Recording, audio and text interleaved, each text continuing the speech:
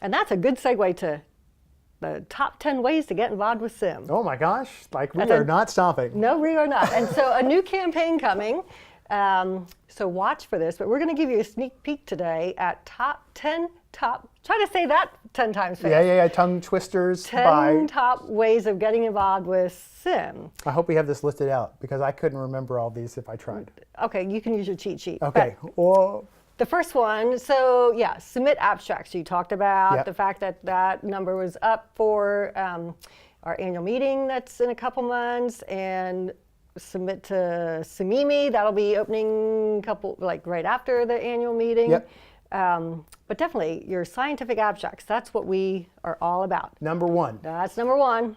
Number two, you go. Okay, number two, I get to look at this. What about taking the innovation challenge? Maybe you have an idea of some new way of dealing with imaging informatics technology, and it's pretty broad. Yeah. There's a prize money of $10,000 out there for you to win this challenge. So we need your deadline. The deadline is March 22nd. So if we have your submission by then, you can have a chance to win $10,000. More importantly, what we've seen is these innovations have oftentimes led to startup companies. So you get a lot of good press, you get a lot of input from other industry leaders, so it's pretty exciting. Yeah, take a problem and solve it and let us know how you did that. Boom. Number two. So number three, present educational content. We need more content, right? We keep hearing that. We do, and you don't have to be a professor at a university to do this. The thing that's great about SIIM is that those that teach are the people that are on the front lines doing this work every day. So we have huge numbers of imaging informatics professionals that lead this content, that teach it. So we'd love to have, if you've got ideas about how to create content, send an email to info@siim.org. It's a way to get involved. And on any of these things, we'd love to get your ideas. We'd love to get it into our new online library, and so we can teach literally the world about it. That was number three. Number four, participate in a community. That IP listserv has been so active lately. Are you on it or not? I am on it. So, for people looking at home, right, so we have this tool, this email listserv, right? So you subscribe, and we have discussions with people about, hey, I'm trying to have this device talk to this particular machine, or I'm trying to do something technological, and you can get to experts. This is really deep in the weeds stuff, but there may only be 2 people in the country that know how to do things, and the listserv really drives you. So you post your question, and boom, answers come right back. It's kind of like magic black box. I think so. But there's people behind it. That's right. Crazy. And there's another community, the SIIM. Yes. Enterprise imaging community too. So another place where you can you can get access to talent that is very hard to find out there. Who are the people that are doing enterprise imaging? And by that, what we mean is not just radiology, cardiology, but ophthalmology, digital pathology, endoscopy, all these other pieces. So that community, join it. There's again, if you don't know how to do it, send an email to info@siim.org and we'll get you plugged in. And or go to the website and under communities, drop down to SIIM or the IP. That gives you all the information. So that was number four. Number four. Participate in a community. Number five, your turn. Become a JDI reviewer. Say you've always had a yearning to review academic articles. This is your chance, right? So we need reviewers. We have a tremendous amount of articles coming in from new original research being created throughout the world, and we need reviewers to look at these articles and do what's called peer review. Peer review means that when I create original scientific material, my peers or other people that are experts in that read that material and they say, yes, this is groundbreaking new work, or maybe you need to flesh out some of these other areas. Maybe are your statistics valid? Are your conclusions valid? It's kind of a little bit esoteric, but it's really critical for the scientific process. So we need more reviewers. And I heard just, what was it, yesterday during the JDI report, our editor asking for more reviewers. So we do need more. And so number 6, to piggyback onto the JDI, you could submit a manuscript. Yes. We need more scientific manuscripts, research. So if you've been doing original research that's out there, and it doesn't have to be complex computer science. If it is, that's totally fine. But maybe you've got a new project that's going on at your organization. Maybe you're dealing with quality issues. Maybe you're dealing with business problems within your imaging department. The journal publishes a lot of wide ranges of materials. But so think broadly about submitting your articles to us.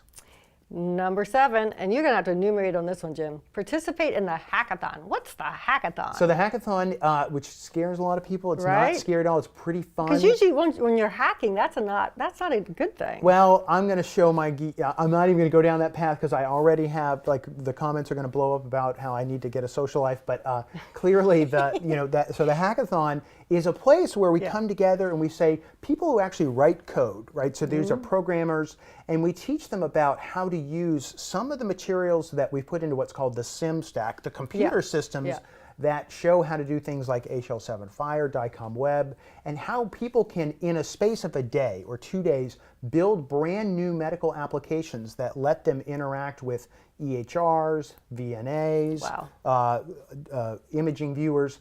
And so the hackathon, and sometimes you just come and watch. It's not as quite as exciting as the movies, but you can actually see people as they develop their code. Maybe you just want to come at the end, because what will happen is at the end of the hackathon, there'll be a bunch of people in a room, and each team will present the work that they've done in this very short period of time. And it's pretty exciting, and there's cheering, and there's haranguing, and it's a competition. It's a big competition. And this takes place at our annual meeting coming up the end of June. In Denver, Colorado. Yeah, and so if they do want to participate, how do they do that? Well, probably in the hackathon. So if you want to participate in a hackathon and you don't know how, and you want to actually be a part of the coding, send an email to info@siim.org and we'll help you. But if you're just at the meeting and you want to come by and watch, we'll have big signs up, and it's at the annual meeting. Tends to have its own room. We move them around in different places. Make sure that they get a lot of Red Bull. They like the Red Bull. Because they do work late into the night. They work the whole meeting. I'm just so impressed. Cool. Okay, so that was number 7. Number 8, join a committee. We just talked about all these new committees and task forces. We need more labor. So people come up to me all the time. They say, Jim, how do I get more involved in SIIM? There's 10 different items, but I think this is probably one that probably appeals to a lot of folks. So we have, if you go to our website, under committees, you can see there's a broad list of them.